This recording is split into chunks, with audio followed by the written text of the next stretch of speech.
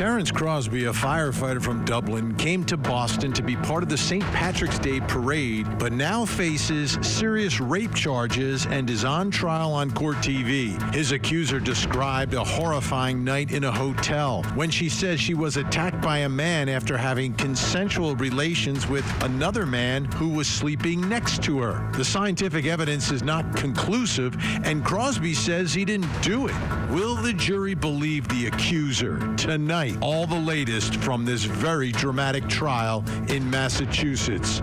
But first, under the glow of streetlights in suburban Philadelphia, 23-year-old Kata Scott vanished without a trace. The radiant nursing assistant and aspiring Miss USA hopeful had just finished her shift when she disappeared. Her car still parked, her phone left behind. For days, her family pleaded for answers, hope clinging to every lead.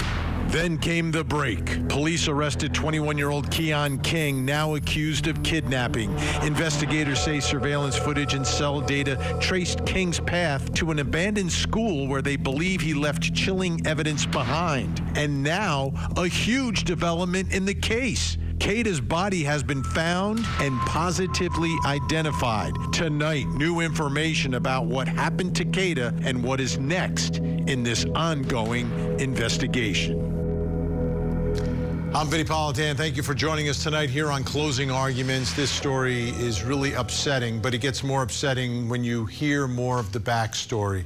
And the backstory tonight begins with the elected DA in Philadelphia. His name is Larry Krasner. He's a brilliant guy. He's a Stanford Law School graduate, was out at Stanford when I was there. I was an undergrad. He was in law school with my brother.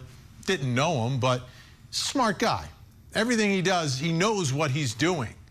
It's not like he's oblivious to the impact of his decisions and his actions. And when he ran successfully, more than once, for Philadelphia DA, part of his premise of his campaign was to reform the system.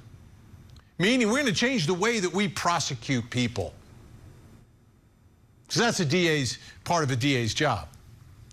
Reform the system, change the way we're doing it. We're going to rethink this. We need to reform the DA's office. Now, if you look at his background, before becoming a prosecutor, he was a defense attorney. Defense attorneys and prosecutors, completely different jobs. Completely different jobs, number one. Number two, that's an interesting background. It can be a great background to become a prosecutor because you know how the other side thinks.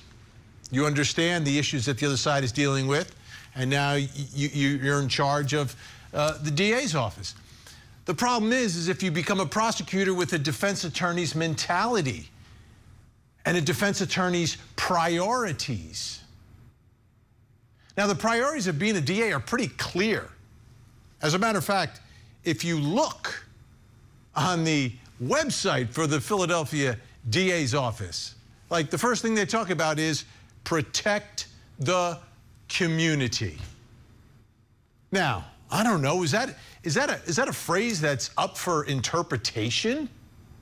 Like, how do you protect the community as a prosecutor? You enforce the laws. You enforce the laws. You prosecute the guilty. You prosecute the dangerous. You do what you can to remove the dangerous people from the community. We have a means to do that. We have things called jails and prisons. They are there to protect the community, which is job number one in the description of the Philadelphia DA's office. Now, whether you ran on reforming, your job is to protect. And if the two conflict, well, guess what should win? Protecting the community, enforcing the laws. A DA is part of law enforcement. They give you a badge. And it's not a participation badge. It's like a badge. You're a part of law enforcement. You're in charge, for goodness sake, of law enforcement in your jurisdiction.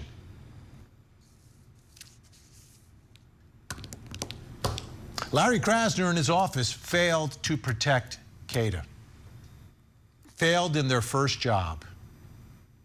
This was a guy who was on the radar, not only on the radar, but twice had done something similar and violent to another woman. One of those attacks was caught on video. And the case was dismissed by the prosecutor. Dismissed because the victim didn't show up. It was domestic violence. This is domestic violence 101. Victims don't generally show up. You have to understand the mindset of the victim in order to protect the victim and others in the community. Total failure. There's a way to prosecute a case when you have a non-compliant domestic violence victim. You have their statement. You take their statement. You subpoena them. You bring an officer down there to bring them to court. And then you provide any protection that they may need or they feel that they need. Wasn't done here. We're going to talk more about that, but let's talk about the latest updates now in the case and the results now that we know how much of a failure this was. Because now we have confirmed that Kata Scott is in fact deceased. And that prosecutor, Larry Krasner, and one of his assistants brought the news today. Let's take a look. It has been confirmed that these are the human remains of Kata Scott, and that has been confirmed by DNA. As of last night, our office approved charges, as the DA just said, of arson, causing catastrophe, conspiracy, unauthorized use of an automobile, tampering with evidence, recklessly endangering another person, and receipt of stolen property. Those charges are in reference to the burning of a vehicle. That vehicle is a 2008 black Hyundai Accent. That vehicle first entered our radar last week. Investigators received a tip that there was a vehicle burning and that vehicle had some connection to this case. At the time last week, when investigators went to the location where the vehicle was burned, that vehicle was no longer there. It had already been towed, compacted, and was at a junkyard. This weekend, we recovered additional evidence, including video evidence that confirms that this vehicle, we believe, is the vehicle that Mr. Keon King used to move Ms. Scott. We recovered video out from near the Ada Lewis Middle School, where our search and the investigator search has been focused. There's a rec center directly next to that school. Video evidence was recovered from that rec center, and we are now able to say that this Hyundai Accent was on location at all of the times we're looking at all of the pertinent points in the investigation. That vehicle was stolen on October 3rd from the area of 6600 Sprague Street. We believe that vehicle is the vehicle that was used in this case. That vehicle was then on scene at that rec center, which ultimately, as we all know, is where we found Ms. Scott's human remains. Video evidence indicates it was on location. Video evidence then indicates it leaves the location. It is burned on October 7th. It was located at the 2300 block of 74th Avenue. When this new video evidence was uncovered this weekend, investigators from the homicide unit cross-referenced all of this information with the cell phone evidence that we had already gained and we had already been using in terms of the kidnapping case and other charges. What I can share is that the cell phone evidence, the call detail records, and timing advance data as it pertains to Keon King's mobile device puts him at all of the locations that we're talking about. It's on scene when the Hyundai Accent is there at the recreation center. It is on scene when the vehicle is burned. Based on that, last night I approved those charges, and as the DA said, we should have more information in terms of bail and a preliminary hearing date. Hopefully this afternoon or certainly by tomorrow. Last week we received a tip to go to the Ada Lewis Middle School. Investigators did a thorough search. Essentially what the new tip was this weekend was go back. It was go back, she's there, look again, and they did give more specific details in terms of where to look. And ultimately that is what led us to her. That's interesting too, a little factoid there, a little footnote. We got a tip last week to go there, and we didn't find anything. Then we got another tip saying, hey, look harder. and maybe some more specifics involved there. That's a little troubling as well. All right, let's bring in our think tank. Joining us tonight, criminal defense attorney, former prosecutor Al Wunsch III, criminal defense attorney Darnell Crosland, and family law attorney Jennifer Brandt. Great to have everyone here. I want to begin our discussion and start focused here on the case that prosecutors have now and what they'll be doing next and why he's not charged with murder yet. Before we get to all the other problems, we'll do that in the next segment, all the problems that I have with this DA. But let's start with you, Al. Let's talk about where we are right now in this investigation in terms of moving towards a murder case. Why do you think they're waiting? Is it the autopsy? Is it the toxicology? They want cause and manner, and then they just put 2 and 2 together here because they've got the abduction already, and they've got all this data, this location data. That's right. They already have the kidnapping charge, which is a very, very serious charge, obviously. So why not wait to have all your ducks in a row before you go to the big number, which is the murder charge? And he's not going anywhere. I mean, like, you know, this charge, the kidnapping in and of itself is going to be enough to hold him at any point in time. So there's no rush to get that charge. Do it right, sift through everything, have all your ducks in a row, have everything set up, and then go forward with the murder charge. That's the key in this, and that's what they're going to do.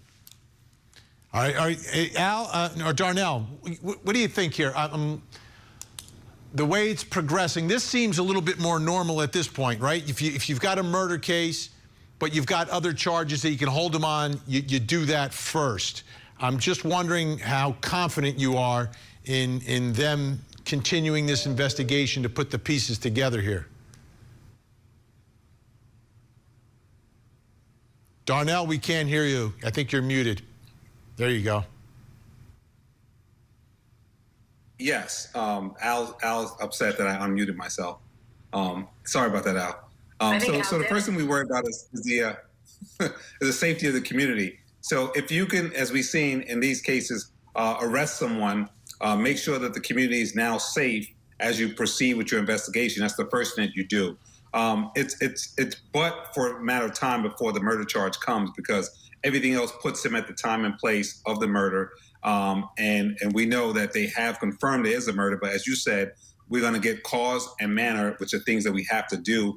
And the last thing along that same line is that you don't want to rush a murder charge and have jeopardy attached in any way, because you arrested someone for a charge like that without probable cause, or give the defense attorney anything that they can hang their hat on.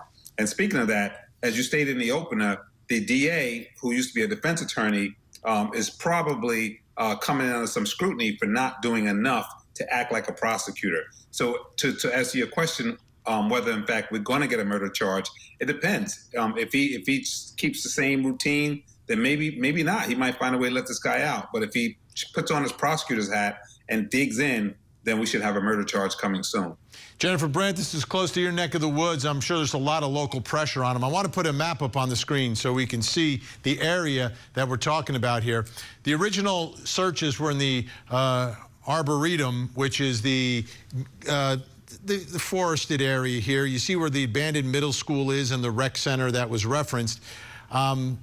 It just doesn't seem like a vast area that needed to be searched. Are you surprised, Jennifer? Are you disappointed that the original search didn't turn anything up? They had to have the tipster recall them and say, no, this time really look for her?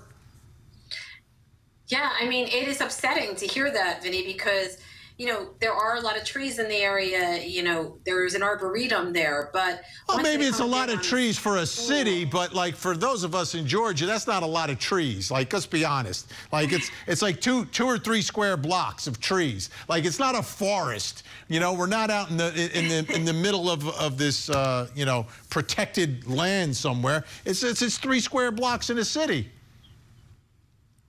Well, I mean, Vinny, first of all, they didn't know exactly where she was, but until they got the tip. But it is upsetting to hear that they were generally in that area. They were around this middle school. They did search the area, but they didn't find her. And, you know, other people have said that the the grave area was, it was pretty evident that a grave was there. The earth was overturned. It looked like someone had dug something up. And so, why the police didn't see it, or what was going on, or did they not have enough people out there looking? I mean, these are all questions that they're going to have to ask. To your point, Vinny, there is a lot of attention, local attention on this case, and now national attention. I mean, here we are talking about it on Court TV. So in terms of, watching what's going on from here on in, I think we're going to see, a lot of focus on this, and everyone, taking great pains to make sure that if this was a homicide, which we believe it is, that the person is convicted and some justice is served for Kata Scott and her family. Absolutely. All right. Think Tank staying with us. When we come back, we're going to talk about Keon King, the suspect's prior history, and what the DA did not do and did do in those cases, plus coming up next hour. Tonight on Vinnie Politan Investigates, when children commit unthinkable acts, should the law see them as killers or as kids who lost their way? Across the country, prosecutors are torn between punishment and mercy. What should happen to young minors committing major crimes? Tonight, we investigate. Join Court TV's Vinnie Politan with the latest and breaking true crime stories. Now, let's look at the other side of all of that. Vinnie Politan Investigates. Tonight, 9/8 Central, only on Court TV. An Amber Alert triggered by a deadly shooting and 2 girls taken by their father. But did Dustin Durin shoot the mother of his children in self-defense? The Amber Alert murder trial. Live coverage weekday mornings 8, 7 Central on Court TV.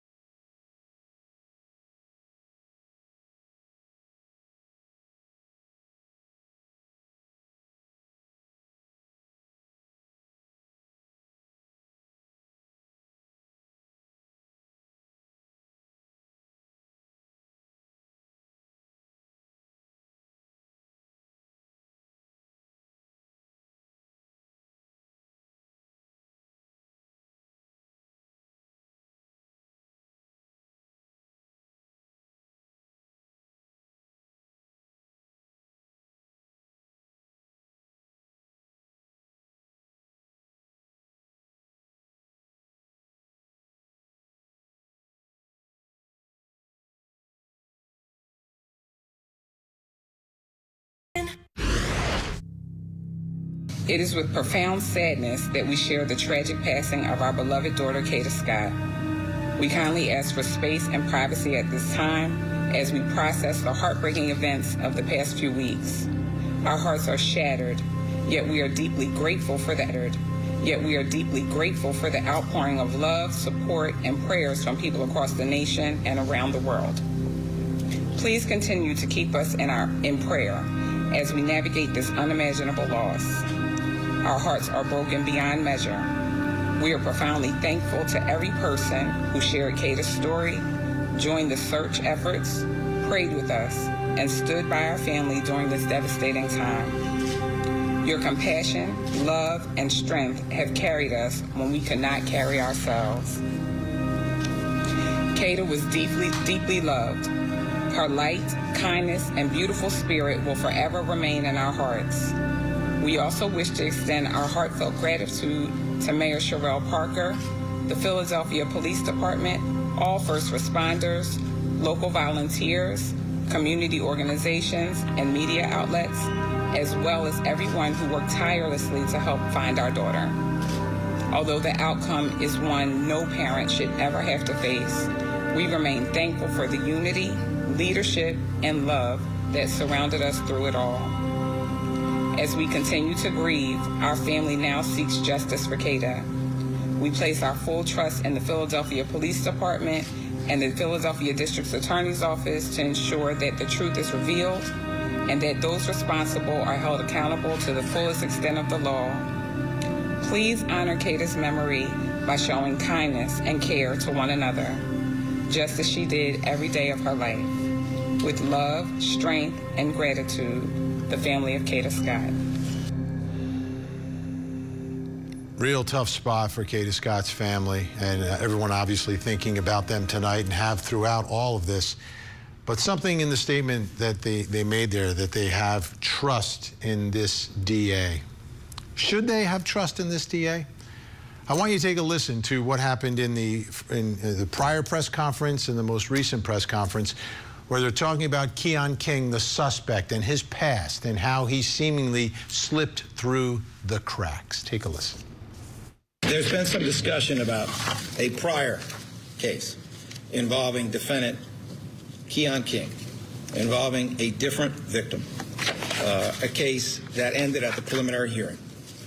And there has been discussion about some of the events that occurred there. There is no doubt that there's a list of people in this office, outside of this office, and no, it doesn't matter who they are, but there's a list of people who made a lot of good decisions and a couple decisions that could have been made better, that could have been better, right? There's certainly that has been discussed.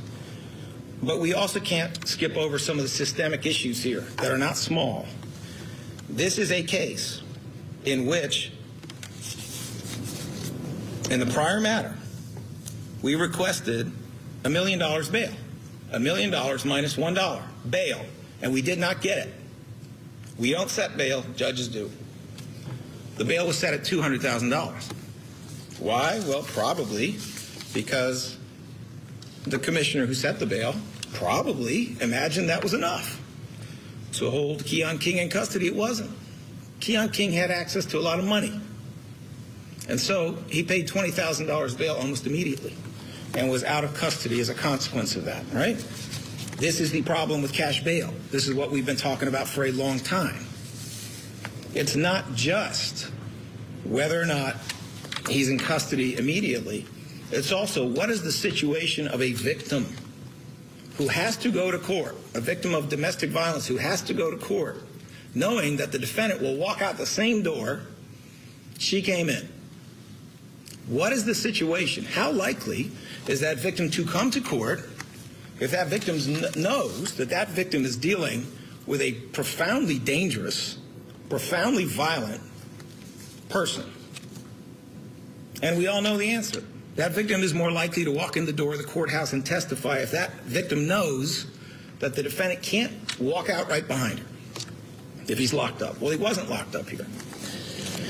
And so, sadly, what happened was there were two court dates, at the first of which the judge announced that it must be tried next time. And the victim did not arrive on both of those occasions. An eyewitness did not arrive on both of those occasions. I don't say that to say that's the whole story, but it's not. But it is part of the story. And it is a part of the story that would be remedied if we got away from this, frankly, nutty notion that bail is a good way to deal with these situations. Someone profoundly dangerous should be held. I don't care if they've got a lot of money. Someone who's not dangerous at all shouldn't be held. I don't care if they're poor. That should have nothing to do with this. Money should be divorced from determining who stays in custody, as has been done in the District of Columbia and many other states. It is a successful system. Now, without pointing a finger at any individual, I am pointing a finger at the cash bail system because its role in this is, frankly, very problematic. I also want you to know that there has been, and there continues to be, extensive victim support and outreach to the victim in the first case. That's just a fact. And we will continue to do that. Some of it I cannot even speak about because it would be inappropriate for me to talk about some of the measures that this office has engaged in for her protection. This is a situation in which there were actually two witnesses. There was a complainant. There was an eyewitness. There were good efforts to have the case prepared, to contact them, to speak to them. There were good efforts to subpoena them. Nothing is perfect in this life, but that was all handled well. The case was marked must be tried by a judge at the first listing when these witnesses did not appear. Neither one of them appeared for either one of these two listings. That is a judicial decision. It is not our decision.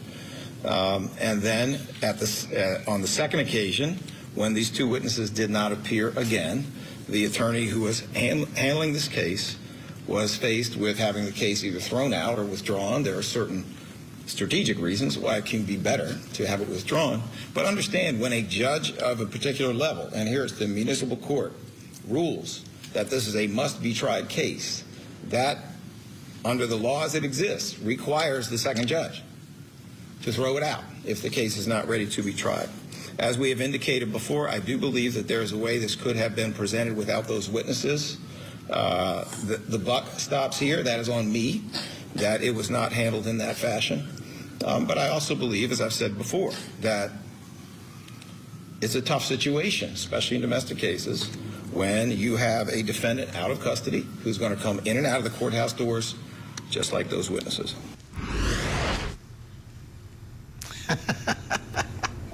He's pointing the finger. Amazing. All right, I'll start with Darnell. Darnell, should they trust this DA? It sounds like he's waffling a bit. So he says the buck stops here, and he said there could have been a way to try this case even with the missing witness. He didn't go as far as to say how or apologize for not doing it, but it sounds like he's pointing the finger at the judges of the world and the cash bail system of the world, but not at himself. So he's saying, oops, I'm sorry, the system failed, but not saying that he failed the system. So when you hear that, if I was these parents, I wouldn't have too much trust, and the spotlight should stay on him.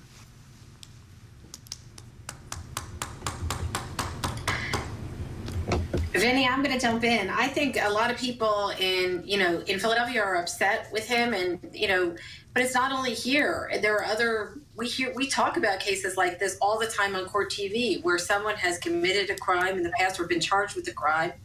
They're out on bail, or charges were dismissed, and they're out again, and do something even more violent. And this is just unfortunately another instance of that. So it's not just a problem here; it's a problem everywhere. And how do we keep these violent people behind bars? You have a chance to do it, and then somehow the system allows them to get out, and that's what we need to deal with better.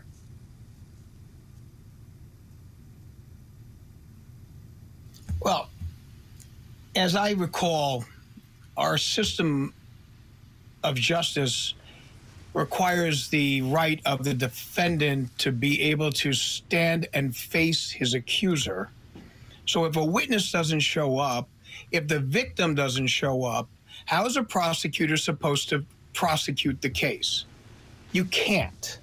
Okay? Now, whether or not you can send a police officer to grab the person from their house and say, you're coming with me, and you're going to be sitting there and you're going to be at this trial, you know they're not going to cooperate with you, first of all. Second of all, I don't even know if you're allowed to do that. Third of all, if you threaten the victim with, well, then we're going to get you for filing a false police report, so then you're beating up a victim. So what's a prosecutor supposed to do under those circumstances? I mean, you're in a very bad position. The judge says try or dismiss, and you don't have your ducks in a row, and you don't have your people there, and you don't have your victim, and you don't have your witnesses. The police officer comes there afterwards, not during. And the police officer can testify as to what he or she saw as to the victim, and maybe even what he or she heard from the defendant, but not what the victim told him or her. That's not going to come in. Okay? That's hearsay. And that situation is a problem. Al, it may be enough. It might be enough. I can interrupt you. You keep quiet for a minute, please. Quiet. Silencio. You've been talking a lot, so. Okay? Wow. The circumstances are that a prosecutor cannot. You've never prosecuted a case in your life, okay? So, Jennifer, if you've prosecuted a couple of cases, then come talk to me. Vinnie and I did, okay? It's very difficult. But, Al, I disagree with you. I disagree with you, Al. You can disagree all you want, but the bottom line is... No, the bottom line is you got to, number one, you've got a video of, you've got a videotape of it. He admitted he didn't even subpoena the witnesses. They didn't even subpoena the witnesses. Come on! That's a huge problem. What kind of prosecutor goes, yeah, I'm ready for trial. I just forgot to send my subpoenas. Give me a break. That's absurd. But the bottom line is that's absurd. You don't have a situation. That's a situation. Okay, that's a problem. That's a situation created by the prosecutor himself. But how can you keep the person there if you don't have your witnesses? It's called a subpoena. How are you going to be able to keep them there without that? It's called a subpoena. Like we've never had a case like this before. But, hey, Vin, have you subpoenaed witnesses and they didn't show up? Then what do? You're going to they don't show up the first time. The second time, you make sure they're there. It doesn't work. Al, the confrontation clause says you have a right, again, to confront your witness. But we know that we try cases, and especially in domestics. Before, in the old days, if the wife says, I want him home, he pays the bills, they drop the case. Now, they hardly ever do that because we know that the women in these cases will have this buyer's remorse. And so the prosecution now in DV cases, they go the extra mile to prosecute the case. This is not unusual stuff for a DV case. This is standard operating procedure in domestic violence cases. Okay, stay where you are, everybody. Stay where you are. We got more to get to. Up next, an Irish firefighter accused of rape. This one is going to have, it's going to drive you nuts because this is the second time it's being tried.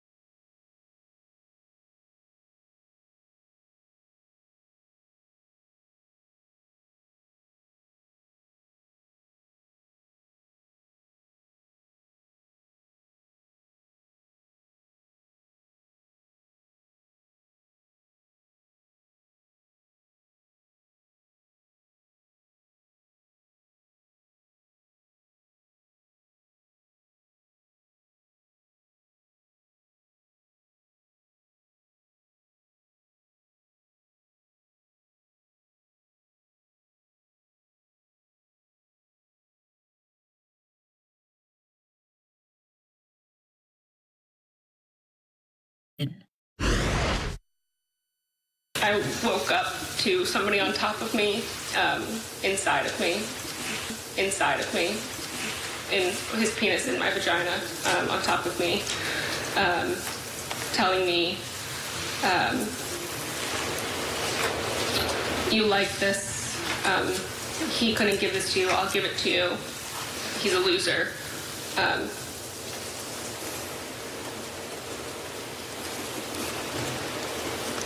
Did you know who that person was? Not at the time, no. But I knew it wasn't Liam because Liam was still asleep in the bed next to me. That's the accuser in the rape trial you're watching on Court TV. Liam is the man that she consensually went back to his hotel room with. Liam is sharing his hotel room with another firefighter. They came over from Ireland for the St. Paddy's Day parade. That second firefighter is Terrence Crosby. He's the defendant in this case. Take a listen to the prosecutor describe what they believe happened here. At the Black Rose, I met a man named Liam O'Brien, and they hit it off. Liam O'Brien was also a firefighter from Ireland and was here for the Dublin Fire Brigade to march in the St. Patrick's Day parade. Throughout the night, they talked and danced, and eventually they left the Black Rose together to go to the Omni Parker House Hotel, which was the hotel where Liam O'Brien was staying. They walked to the Omni Parker House together around 11:40 p.m., and they had consensual sex in Mr. O'Brien's hotel room before eventually falling asleep. There were 2 beds in that room, and because Liam O'Brien was spread out across the bed, loudly snoring, went to sleep in the other empty bed. And that's when it happened.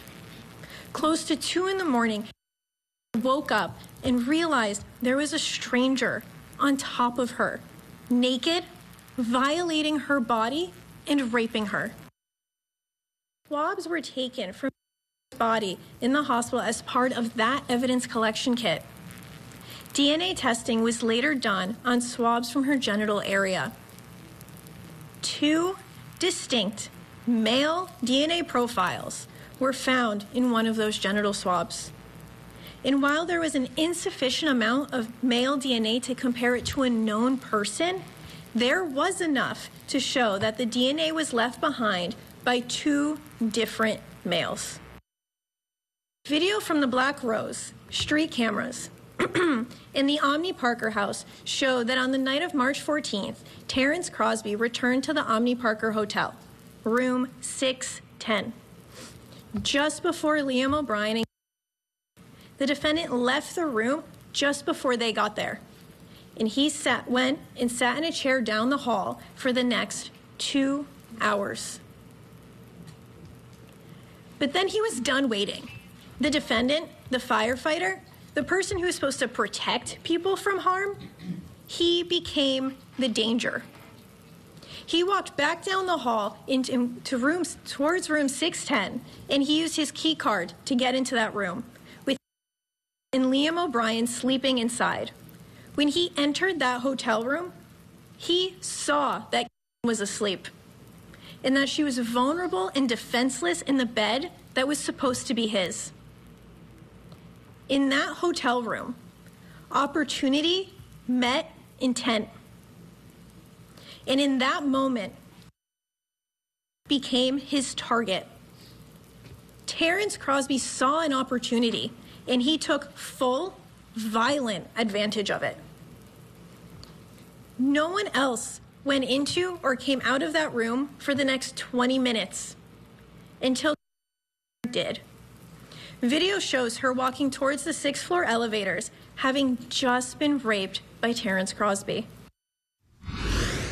Think Tank back with us. Jennifer Brand, I'm listening to this evidence, right? You don't have the DNA that connects to the defendant, but you have DNA from 2 males. There's only 2 that are in that room. And the first jury, not convinced beyond a reasonable doubt, all 12 of them. That's why we've got this retrial. The evidence is the same. And in no way is this defendant claiming that he had consensual sex with her. Like if he's claiming consensual sex, okay, now we've got, you know, all right, let's do a he said, she said. But no one is claiming that.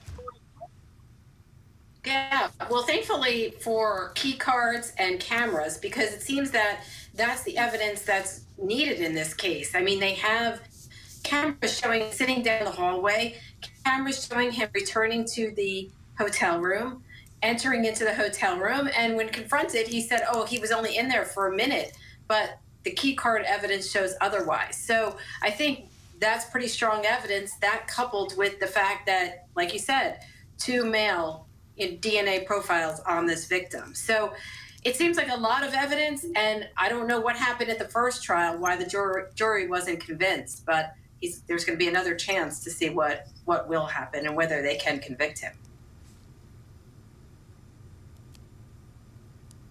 Yeah, so I will tell you if I can jump in. Case so many problems, Vinny. I mean, you know, the victim can identify even the male that she was with consensually. The victim was highly intoxicated. And so when your proof is basically 80 proof, and that's what the alcoholic drink she was drinking was, it becomes very difficult for a jury to find someone guilty. There is nothing that she has been able to say in this case that assists her with regards to her prosecution of this gentleman. And I mean, it's an unfortunate circumstance, and I hate seeing what happened to her. I think it's absolutely horrible, but the proof isn't there. The jury in the first trial could not find, they were deadlocked. They could not find that they were able to prove it beyond a reasonable doubt. And I think it's going to happen again here. And as we all know, on a second trial, it's always to the advantage of the state.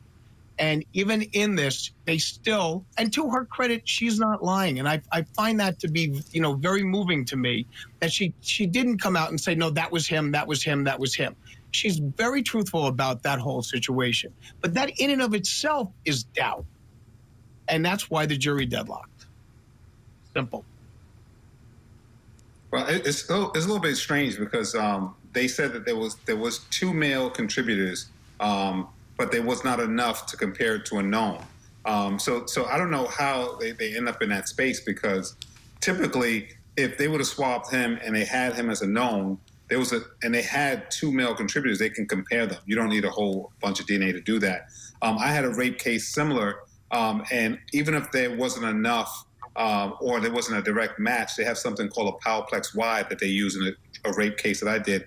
And what that does is it breaks down the genetic markers between Y and X, and they make a comparative. It's Daubert proof, so even if there's a prosecution motion, a Daubert, or defense motion for Daubert, they still can get over that because Powellplex Y is well accepted. So, you know, they're going to have to step it up a little bit more than just the fact that she was drunk. They have enough signs, I think, to make a better showing the second time around. And the other thing about this accuser, I mean, she did everything that we would expect a victim of this to do, which is immediately go for the testing, the crying out witnesses. All of that exists here, Jennifer. And to me, that has to have some level of, something happened to her. There's 2 male deposits of DNA that are in her private area. Like, what is the alternative explanation? I don't have one. Right. And I mean, I think I agree with Al that she's testified very truthfully, it appears, you know, that she did go back to the hotel room with this guy. I disagree that she didn't know who she was with the first time, because as the prosecutor said, she was, you know, she made a connection with the other guy that was in the room, the guy that she actually went back to the hotel room with. And, you know, they were together. And then she woke up and found someone else, you know, on top of her. I mean, she's been very open and had to go through now 2 trials and tell that horrific story twice. So, I mean, you have to give her a tremendous amount of credit for being able to do that and, you know, to try to carry this through. But like you said, I mean, she did everything right. She didn't, you know, say, oh, I was so drunk, I didn't know what I was doing or whatever. She appears to know what happened to her and, you know, took the proper channels to try to prove it. So we'll see what happens. Is there any reasonable alternative explanation as to what happened? Yeah, I think that's what I'm wondering. I think although it hasn't been articulated at length, but the jury could, for their own, in their own minds, be saying she came with one. They were both having fun at this Irish parade.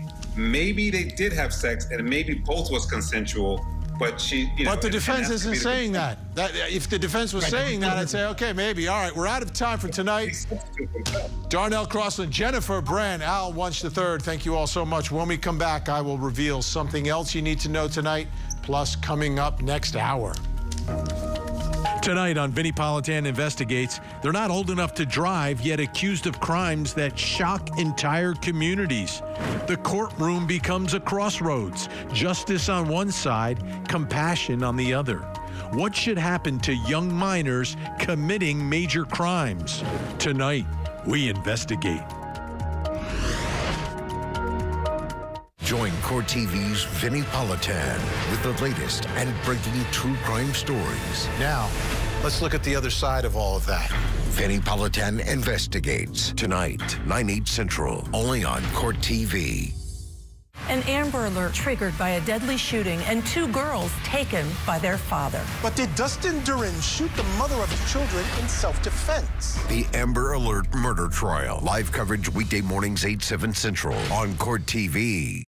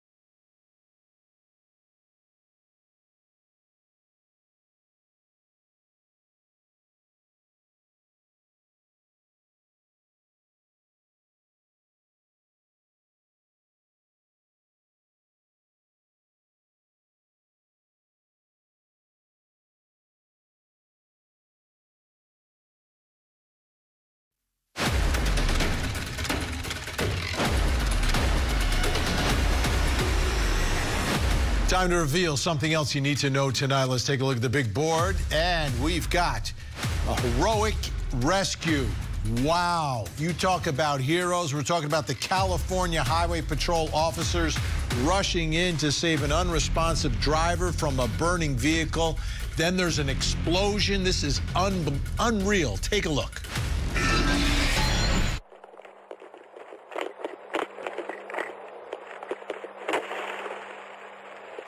Everybody in the car! You need to get out!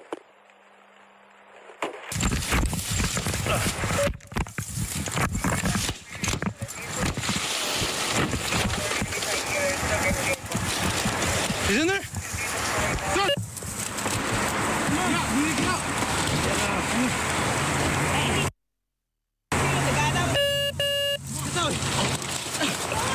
Anyone else in? Check! No one else in here, no one else. Let's go! Get up! You need to get up, come on! Pick him up, pick him up! Go, go, go! That explosion at the end could have happened at any moment. Those officers knew that, but they jumped in and they saved a life. God bless those heroes. All right, take a look at your television screens, folks. We need your help tonight. This is a missing child. His name is Jonathan Caden Durham, missing from Odessa, Texas, just 17 years old. If you see Jonathan, pick up the phone, make a call, make a difference. You can call 911. You can call 1-800-THE-LOST. Or you can call the Midland Police Department in Texas. We've got that phone number up on your screen right now. Take a closer look at his picture. Let's see if we can get Jonathan to a safe place tonight. Don't go anywhere. We have another hour of live true crime. Vinnie Politan Investigates is next. In the meantime, please don't forget to hug the kids.